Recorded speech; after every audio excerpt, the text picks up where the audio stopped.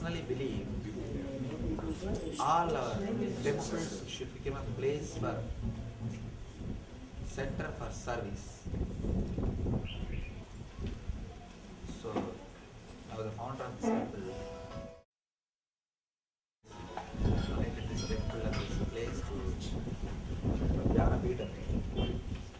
Through our Jnanapeetham, we will be doing social services from this place. It will not be only a temple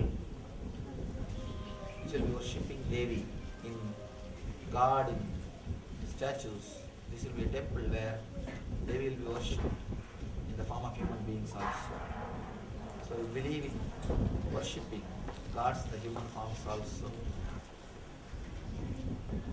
Service done to the human beings, service done to the Devi or God.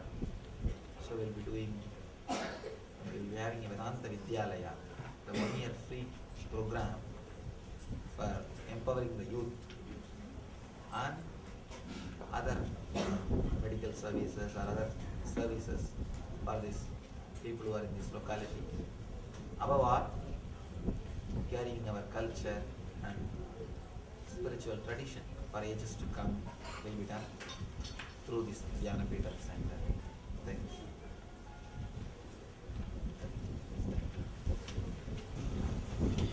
I welcome you all with my love and respect.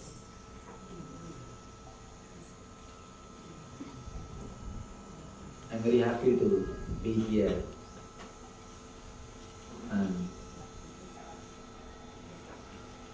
participate in this beautiful ceremony.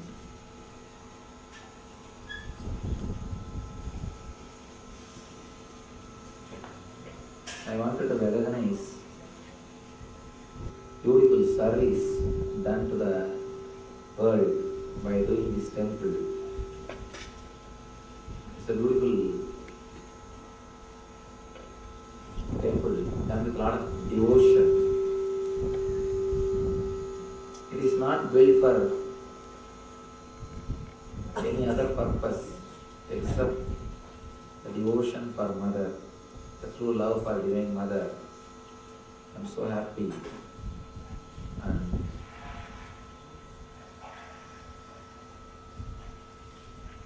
this place now will be the place for Jnanapeetham's center, Hyderabad center, and the spiritual activities like meditation programs and social service activities like medical camps, or the programs for empowering the youth. All these things will be done from this place. I personally believe the temple should be a place where service is done not only to the statues, to the living human beings also. Temple should become a place where God is seen not only in the statues, in the human beings also. And those days, our ancient masters, rishis, they created the system of temple or the tradition of temple to bring people together, to infuse the spiritual ideals and ideologies into the people's life. Whatever is said and done, of course, again and again, the so-called intellectuals, as especially in America, again and again I am questioned by these intellectuals. They ask me, Hinduism is a religion of idol worship. Why are you worshipping idols? In Brazil, one person asked me, Swamiji, you speak so logically everything, and you are expressing everything very logically, scientifically. Why do you worship idols? And it is illogical. Why do you worship idols? I told him, In Hinduism, we don't have idol worship. Never think we have idol worship in Hinduism. We don't worship idols. We worship through idols. Worshipping through idol is different. Worshipping idol is different. You don't stand in front of stone and ask, oh stone, give me boon. Oh brass, give me boon. Do you ask? No. You say, oh Devi, give me boon. Oh Devi, take care of me. Oh mother, I feel grateful to you. We relate through idol. We worship through idol. But we don't worship the idol itself. In Hinduism, we don't have idol worship. Let it be very clear. We always think, even Hindus have got feeling, we have idol worship system. Especially this modern day youth. The youngsters, they think that idol worship is something low. Or idol worship is not for the people who are intelligent. Let us be very clear.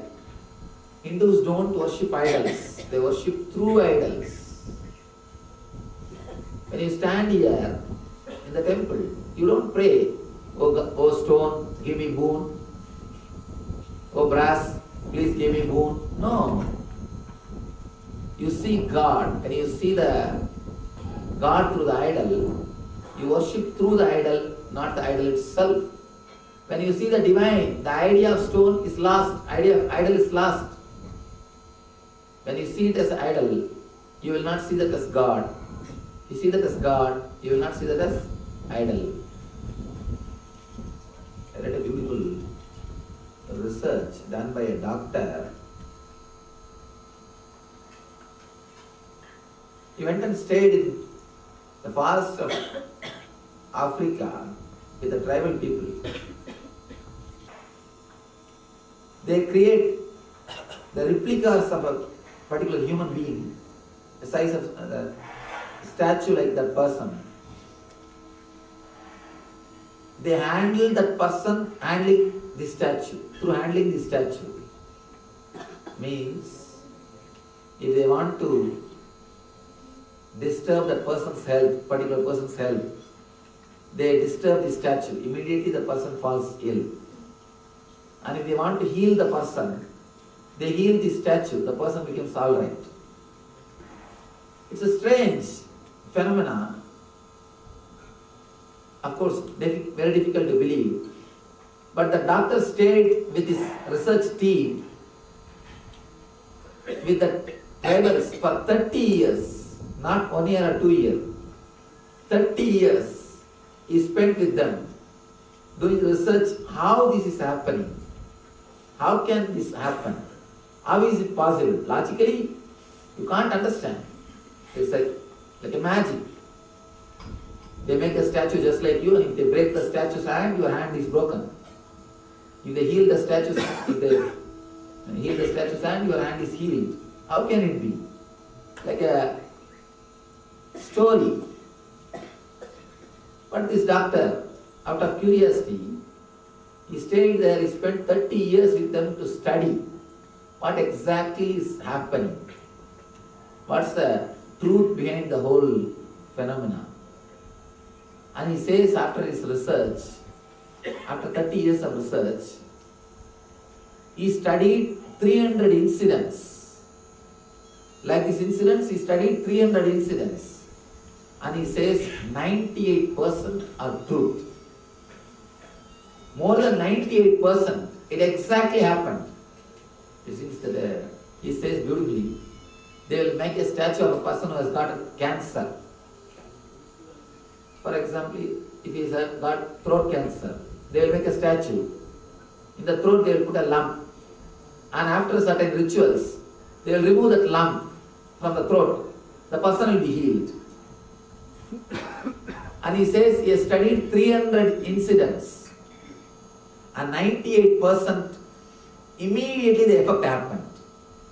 And same way, if they want to kill somebody, some enemy, they will make the statue and break the statue. Within 10 days the person will die. And it's just unbelievable. But the doctor says, after my 30 years of research, I say, it happens. It is happening. And another amazing thing, very surprising thing, when they make the idol, when they make the statue of that person, they chant particular words to bring life to that statue, to bring life to that idol. I was surprised. It's almost Sanskrit words. Almost Sanskrit words. Then the doctor concludes one more thing. Not only they are able to relate with the living beings, they are able to relate with the elders who passed away. They are able to connect to the elders who are no more in the body. Just through the statues, through the idols. They chant some high frequency mantras and invoke their presence in that statues, and they start relating to the elders through the statues. When you can relate with the normal human beings through statues, why can't you relate with the all-pervading God, Almighty, through the idols? It is possible. And our ancestors, our rishis, they have known the science of relating with the divine energy through idols. That is why they created temples. Be very clear, our rishis are not fools to spend their whole life building temples. If you go all over India, there will not be a single village which doesn't have temple. Every village will have one temple. And especially South India, huge temples. When I was in America, one professor was boasting about his universities. I didn't tell him. Finally he said, he made a statement, Swamiji, in India you people are very lazy, you don't do all this type of work. I just laughed and told him, fool, come to our Indian villages. Each village has got much bigger temple than your university. Each village has got much bigger temple than their university. They trusted the world of outside, outer world. We trusted and we worked towards the inner world. Our lifestyle is different. Our belief system is different. Otherwise, we have also done a lot. Maybe in the modern days, because of cultural invasion, we lost the true meaning behind the temples and temple system. In the recent days, we have lost the key to unlock the great treasures. But if you can relate and if you can get the right key, the temples will unlock the treasures which are inside you. The treasures, the great treasures of bliss, peace, joy, ecstasy, energy, health, everything can be achieved just through temples. You may think I am making a statement which is illogical. I tell you how the whatever is related to the satellite stations, you can see them, see the programs sitting in your house. You can just sit in your house, tune your TV. You will see the programs. Same way, the temples are relay stations of spiritual energy. If you can sit in your house and tune yourself, tuning yourself is what I call meditation. If you can sit and meditate, you can simply fall in tune with the relay stations and receive the energy and experience health and the high energy, peace, everything. See how the battery is discharged. You put it in power to recharge it. Same way, if your body and mind is discharged, we come to the temples which are high energy centers and recharge ourselves. Temples are the place where you can recharge yourself. You can rejuvenate yourself. Temples are the place where the truths are preserved, where the higher truths are practiced and preached. One more thing, an important thing. But in Hinduism, it is a worship altar. There is a major difference between congregation place and worship altar. Congregation place is more like a social institution where they get the information about their activities, where they gather and socialize, spend some time. It's a place for congregation, place for gathering. But Hindu temples are worship altars. People ask me, Swamiji, in Hinduism we don't gather and worship together. Anybody comes at any time and they pray and they go. I tell you, it has got its own value. Here, you directly relate. You come, you offer your being, you rejuvenate yourself, and you live your life. In Hinduism, we don't believe in the institutionalized setup. That's why all our spiritual things are specially designed for individual beings. Individual beings. Somebody asked me, Swamiji, why are so many gods in your Hinduism? I told him, in India we have spiritual freedom. In the West you guys have got social freedom. In India we have spiritual freedom. We have choice in spirituality. They have choice in social life. Vivekananda says beautifully, freedom is the basic condition for growth. Any growth, freedom is the basic condition. But in India, we don't have social freedom. Social life is very clear, but you have tremendous spiritual freedom. We trusted spirituality is life. That's why so much of spiritual freedom is given. Whatever you think as life, you keep that freedom. In India, we believe the spirituality is base. Life is spirituality. That is the reason we have spiritual freedom to worship many different gods. Not only worship, you can, even if you want, you can even create a new god. No problem with our Hinduism. We have Ishta Devata concept. Whoever you feel, you can relate with them. Worship. I always tell people, we have taste. That is why we created so many gods. We worship so many ideals, so many different expressions of truth. One more thing, whatever you like, you will create varieties in that. You can see. You can see so many varieties of food made out of chili in Andhra. So many different varieties of food, different dishes made out of chili in Andhra, because people love chili here. Same way, whatever you like, whatever you think as the life, you make varieties.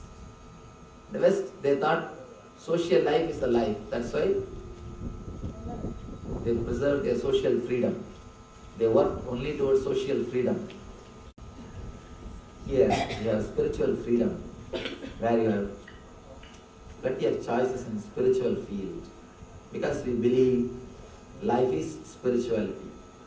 Spirituality is life.